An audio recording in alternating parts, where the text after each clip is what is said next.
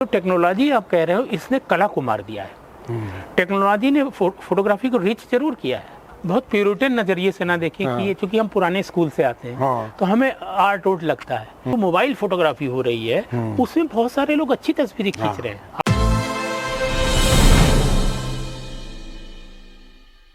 दोस्तों नमस्कार।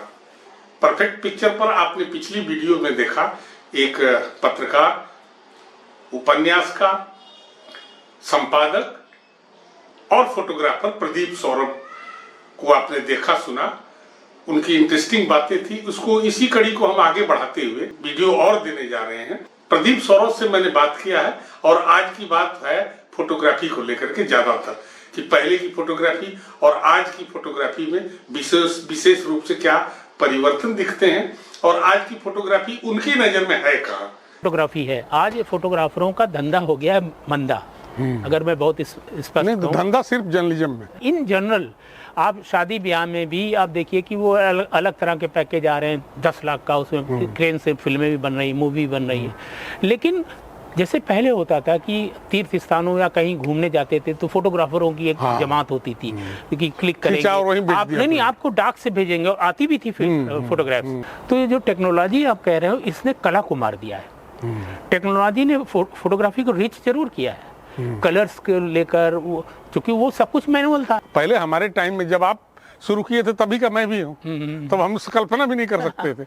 400 ISO को अब 800 पुश करके कई बार लो लाइट में शूट करते थे, अब प्रोसेसिंग में बढ़ाते थे तो कंट्रास्ट हो जाती थी, तो बहुत फिर सॉफ्ट पेपर ढूंढ के लाओ, ये सब चीजें होती थी। नॉर्मल पेपर अभी तो सब कुछ संभव है, सब कुछ। तो आप बताइए, बहुत प्यूरिटन नजरिए से ना देखें कि ये चूंकि हम पुराने स्कूल से आते हैं तो हमें आर्ट वोट लगता है। ये खुशी की बात है कि आज जो मोबाइल फोटोग्राफी हो रही है उसमें बहुत सारे लोग अच्छी तस्वीरें खींच रहे हैं। फोटोग्राफी का विस्तार भी हुआ, यूं भी आप इसको कह सकते हैं, और लोगों के अंदर शौक बढ़ा है।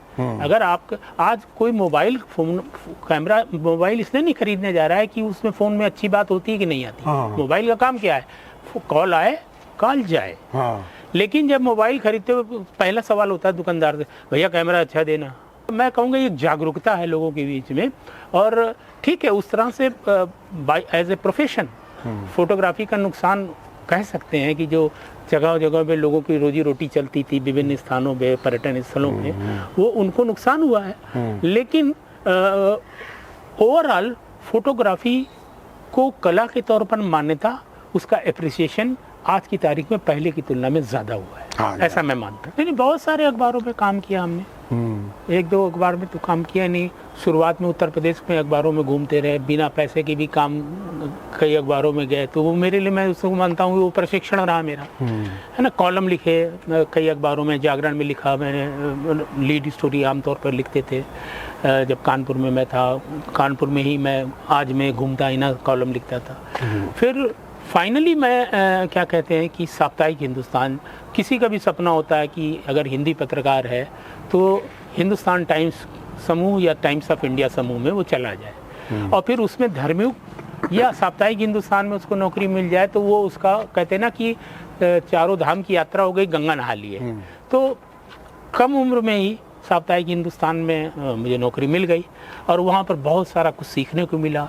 कलर पेजेस में देखता था तो ट्रांसपेरेंसी को देखने की तमीज़ आई कि कैसे पिक्सल फटे नहीं, उसको चेक करते थे। प्रोडक्शन का मैंने उसको देखा, तो उससे भी मेरी फोटोग्राफी को काफ़ी एनरिच हुआ।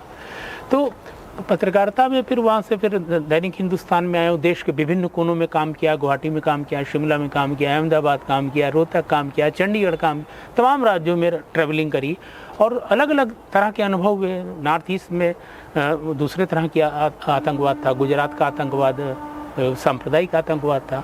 हर जगह के अलग अलग अनुभव हैं। अगर आप कोई स्पेसिफिक जानना चाहेंगे, फिर संपादक भी रहे अखबार में कि अखबार को कैसे निकाला जाता है, कैसे एक बेहतर प्रोडक्ट बनाया जाता है, वो भी किया। और वो भी, उसमें भी मुझे लगता है कि मैं अपने तरह से, अगर मुझे नंबर देने हो तो मैं 100 में 100 दे दूंगा अपने को बतौर संपादक। और मुझे कोई कहने में कह सकता है कोई कि आत्ममुग्ध है ये आदमी, आत्मश्लाघा हो सकता है, लेकिन नहीं, मैंने प्रोडक्ट निकाल के दिखाया।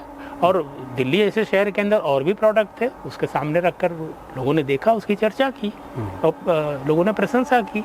ठीक है, और ये तो पत्रकारिता में आप जाते हो, पत्रकारिता में भी जाति धर्म क्षेत्र हर चीज़ का जलवा है और दबदबा है, उससे सब लोग को रूबरू होना पड़ता है। तो मैं हार नहीं माना, जो ठाना वो कर डाला। चलिए, अब तो रूप रंग बदल गया, काम के तरीके बदल गए, असाइनमेंट बदल गई, प्रायोरिटी चेंज हो गई है। लेकिन ठीक है, चलेगा। मैं ये कहना चाहूँगा, रूप रंग बदल गया, मैं टेक्नोलॉजी के साथ रहा हमेशा। मैं हिंदुस्तान अखबार का पहला आउट स्टेशन संवाददाता हूँ जिसने पहली खबर कंप्यूटर के अंदर भेजी थी।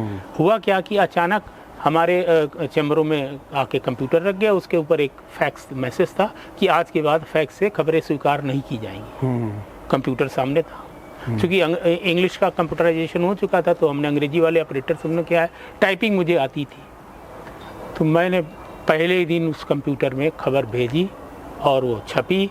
तो मैं टेक्नोलॉजी के साथ हमेशा, जैसे कुछ लोग थे हमारे साथ जो कहते थे ये स्वदेशी और ये सब तमाम, और आपको याद होगी कंप्यूटरों के लोगों ने उस समय इफिजी तक जलाई थी, पुतले जले थे कंप्यूटरों के।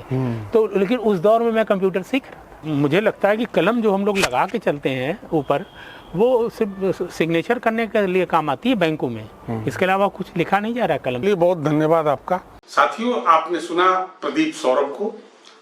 मेरा आग्रह है कि आप अगर अब तक सब्सक्राइब नहीं किए हैं तो मेरे चैनल को सब्सक्राइब कर लें, लोगों में शेयर करें, कमेंट करें, लाइक करें, ताकि हम इस मिशन को, इस मुहिम को आगे बढ़ाते रह सकें। आज बस इतना ही। धन्यवाद, नमस्कार।